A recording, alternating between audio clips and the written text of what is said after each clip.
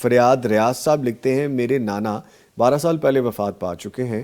میں نے خواب میں دیکھا ہے کہ میں اپنے ماموں کو کہہ رہی ہوں نانا ابو کو ویسے رکھیں جیسے بچپن میں آپ کو رکھا تھا. پھر میں نے کہا کہ نانا کو مدینے بھیج دیں. اللہ اکبر. یہ نانا ابو کے ساتھ یہ نواسی جو ہے نا ان کی محبت ہے، اور پھر وہ اپنے ماموں سے کہہ رہے ہیں کہ جیسے نانا ابو نے آپ کو چھوٹے عمر میں رکھا تھا ویسے آپ ان کو جو ہے نا اب رکھیں. ہاں جی. تو یہ نصیحت کی جا رہی ہے کہ آپ مکہ مدینہ جائیں اور نانا ابو کی طرف سے عمرہ کریں. ماشاءاللہ. تو انشاءاللہ یہ ان کو توفیق ملے گی ان نانا ابو کی اولاد میں سے، اور ممکنہ طور پر یہ نواسی بھی اپنے ماموں کے ساتھ، ماموں کہیں کہ چلو آپ بھی ساتھ چلو. کتنی خوبصورت. تو یہ نانا ابو کی طرف سے انشاءاللہ عمرے کی توفیق اللہ تعالیٰ ان کو دے گا، یا اشارہ دیا جا رہا ہے کہ یہ کریں.